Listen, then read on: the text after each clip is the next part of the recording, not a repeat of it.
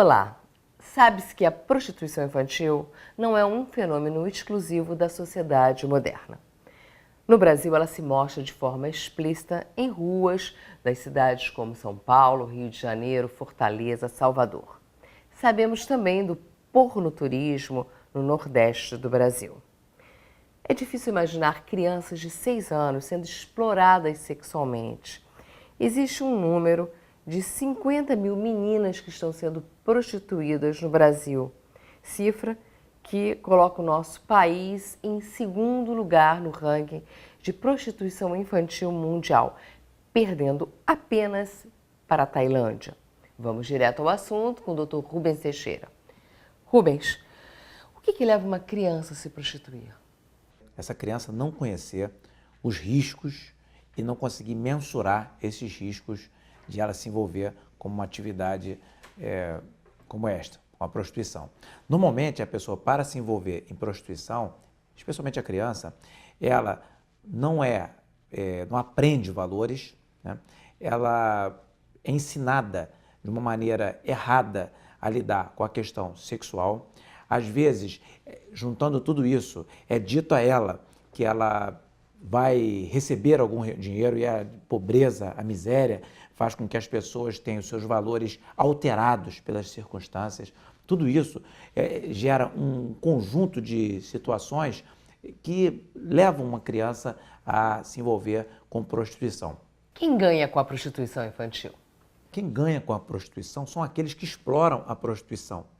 E essas pessoas praticam o crime de rufianismo. Né? Isso é crime, explorar a prostituição. Em especial quando se trata de prostituição infantil, que aí existe um agravante e existe a penalização maior.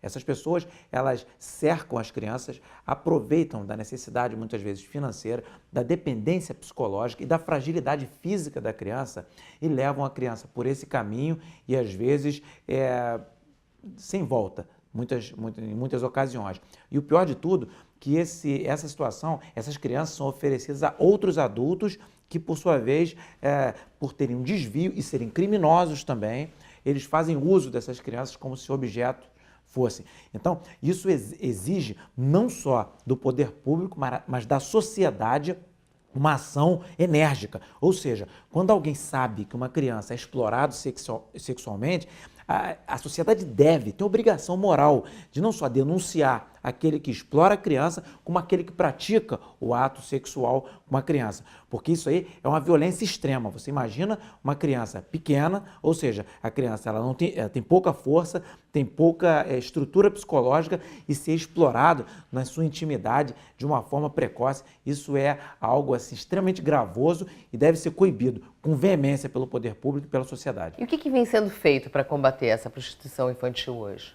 Veja só, a polícia, de modo geral, tem feito ações, o poder público tem tomado algumas ações para combater esse tipo de atividade, esse tipo de atitude péssima, né? Extremamente reprovável de alguns cidadãos. Agora, o que é preciso é que isso seja intensificado e a própria sociedade denuncie, tem que denunciar mesmo. Se alguém na sua região explora crianças, sejam essas crianças seus filhos ou não, você tem que denunciar, porque se você não denuncia, você é cúmplice. E você está deixando as crianças serem entregues a uma situação, podem morrer contaminadas e pegar outro tipo de doenças contagiosas por conta de uma inércia. Ah, não, eu não vou fazer nada, quem tem que fazer é a polícia. A polícia às vezes não sabe, e se você sabe e não faz nada, você também é responsável. Então a sociedade tem que denunciar.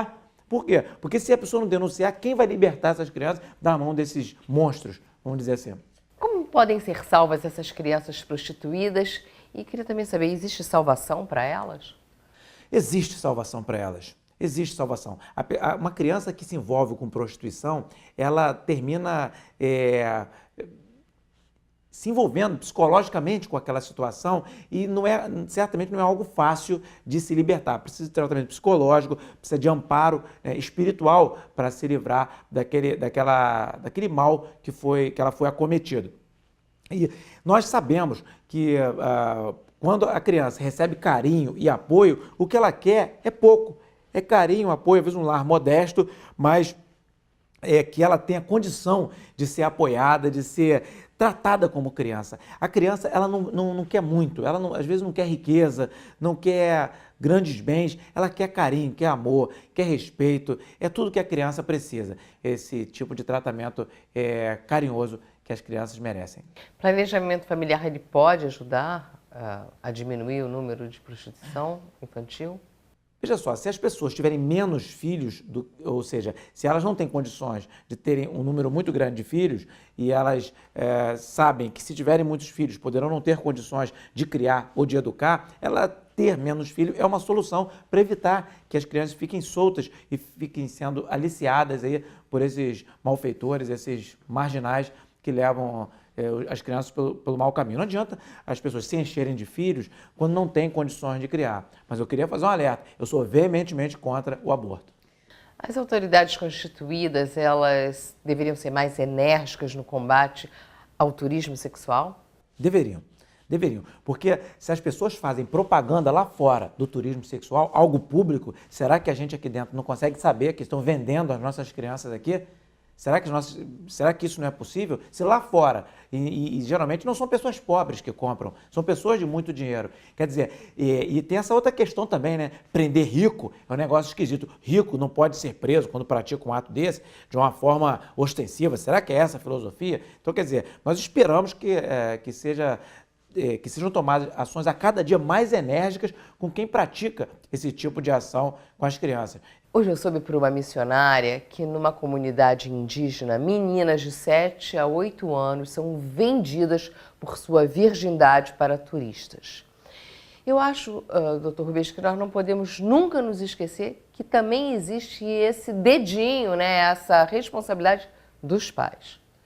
Os pais são os principais responsáveis. Um pai que vende uma filha, primeiro que ele vai perder o poder familiar. Certamente, se isso for levado a juízo, ele vai perder o poder familiar sobre essa criança. Ele não vai ter mais o direito de ser pai e de ser mãe desta criança. E esses pais também querendo se dar bem, né, do lado financeiro.